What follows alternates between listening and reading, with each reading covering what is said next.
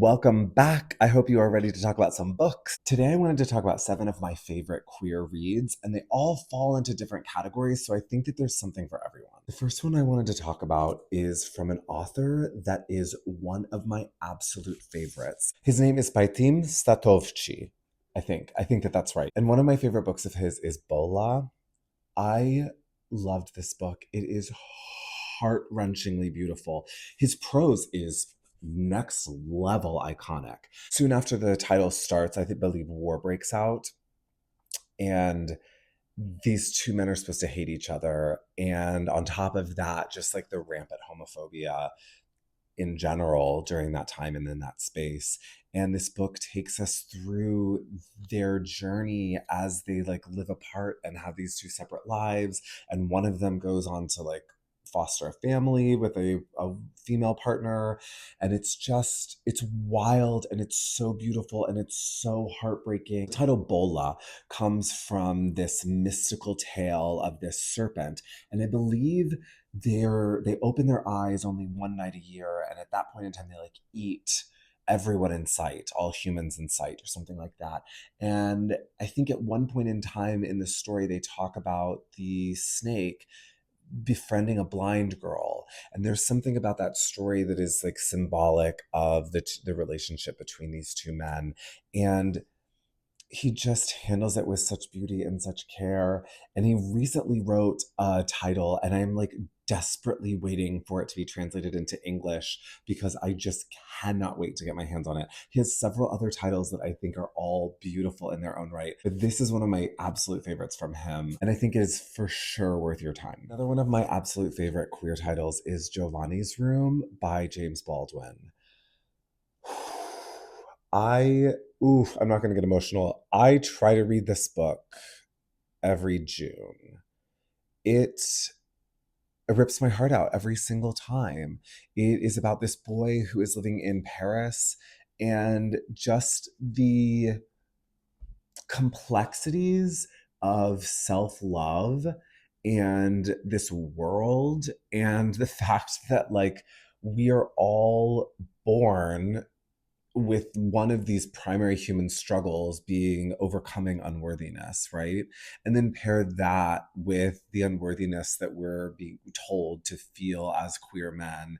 And it's just a rainbow cake of unworthiness. And it's about coming to terms with that and learning and fighting and tragedy and just unrequited love and secrecy. And I just think that this book is perfection. And I think that it's one of the reasons it shows to me one of the reasons why Baldwin is Baldwin, right? Like, hello. This book has such a special place in my heart, and I would love for everyone to read this. Another one is this book, Blackouts. It won the National Book Award 2 years ago, I believe. It is unlike anything else I've ever read. I described it to many as an experience, almost even more than like a strict novel by like the most kind of constrained definition. It's kind of Kiss of the Spider Woman-esque with this older and younger male, and they're bonding at the end of the older man's life. And they're talking specifically around kind of like the history of homosexuality as it is laid out within this title, and specifically around this like particular study. And in part of that exploration, they are looking at like redacted texts. So they'll include the redacted texts in the work. And then a couple pages later, you'll see photos. And then they'll have this like short block of text here. It's just such a fascinating work, but also very much feels like a novel at the same time. The way he captured this kind of like multi-dimensional experience is truly groundbreaking and like very much feels like a piece of art. And in that way I really loved it. And in these like redacted texts, it almost feels like poetry. It's just really lovely. And it meanders a little bit in terms of like keeping its feet firmly in reality and kind of makes you wonder like what's true and what's happening. But I feel like it does it in a way that like didn't annoy me and made me want to keep reading more. I think that this is a really special work, and for that reason I think that Blackouts is absolutely something we should explore. The next one I wanted to discuss was Yanagihara's A Little Life. Listen, I know that there are mixed opinions on this. For me, I loved it. I loved it. It's a lot. There's a lot of trauma. There's a lot of trauma. Trauma on top of trauma with trauma on top. But I think it works. For me, it worked. For me, there was something about the extreme nature of it that didn't feel put on, that it was like so tragic. And I think she rooted the characters in such brilliant artistry and like realism in the way she crafted them that it felt authentic. I think particularly when she delved into like the origins of the trauma, that made a lot of the rest of the trauma that some of the characters attracted make more sense to me. Yeah, I feel like I miss these characters. I feel like I made friends when I read this book because it's like not a small investment, and I miss them. And it's cheesy, but I do think about them sometimes, and I like miss spending time with them. That said, this book is so intense that I have not allowed myself to go back and reread it, but maybe. Ooh, oh gosh, that would be intense. There was one time I was reading this on the train, and there were these like beautiful Insta thoughts like sitting directly across from me, and I'm just like bawling on public transit, and just like there they are, just like living their like hot boy lives, and I'm just like a mess, just a puddle of tears. I think it was soon enough to when it came out that like maybe people had heard about it.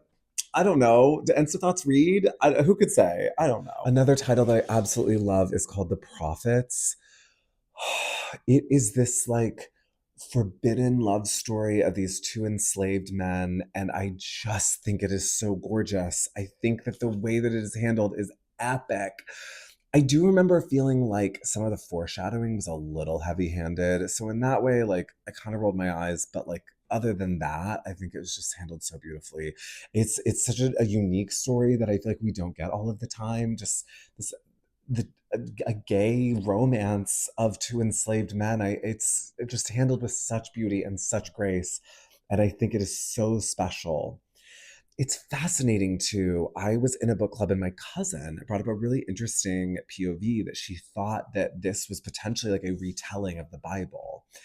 And I would have to go back. She went to Catholic school, so she has maybe a little bit deeper knowledge than I do. But I would have to go back and look, because one of the fascinating things is like the chapter titles are different books of the Bible. This one I just opened up to is Proverbs, and then this one is Genesis. So it's like it's fascinating, and I think it would be interesting to go back and look and to see how that is incorporated into the work.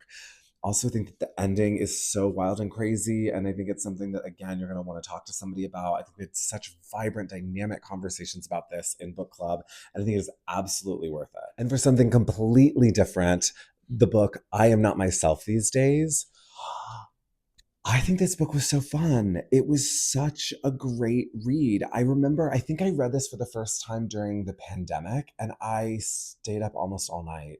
I don't think I put it down. I read it in almost one sitting.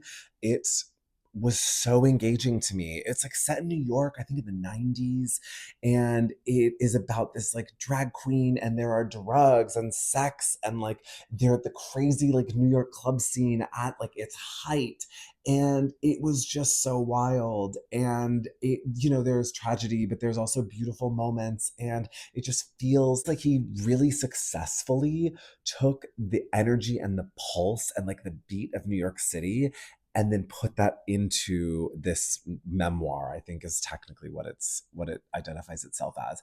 And it was such a romp and such a tragic story, and a lot of addiction and a lot of drug use that like so understand that going into it. But I just loved it. I thought it was so much fun. And fun fact, he was on a reality show, I think it was called The Beekman Boys, with his now husband, and they have this like amazing skincare line. I use like one of their like milkshake sprays all the time. I love it. But like yeah, there are a lot of goats, a lot of anyways, go look them up. But read this book. Read this book. It is so much fun and so tragic, but so gritty New York. I loved it. And this last one is an absolutely incredible work called Lie With Me. And one of the most special things about this title, I think, is that it is all really about this like unrequited love. And the two characters rarely spend any scenes together. And it's such a fascinating like conceit and such an interesting thing for the author to do, and creates this incredible tension and this incredible intimacy, even though there's all of this space. I'm sure everyone has had an unrequited love situation, but I think for queer people specifically, when you're growing up in secret or you're trying to hide part of yourself and you don't know if it's safe to have a crush on someone or to be with someone, or you're worried that they're not going to, reciprocate, and like what does that mean and what would that mean for the rest of your life? I think in that way it just resonates differently, and I think it's really beautiful. It's about this really young affair that shapes both of their entire lives, and it's just so beautifully done. And it's not long. Oh my gosh, this is like such a like impactful but condensed lovely read. I think it's pick this one up. Those are 7 of my favorite queer books, and I would love to hear what yours are in the comments. Also know that I left so many out, and I'll do another video in June talking about even more of them. But I think that this kind of ran the gamut in a nice way, yeah? We had like the fun party New York City memoir. We have the like tome of A Little Life. We have the like reverent, like historically incredible Baldwin.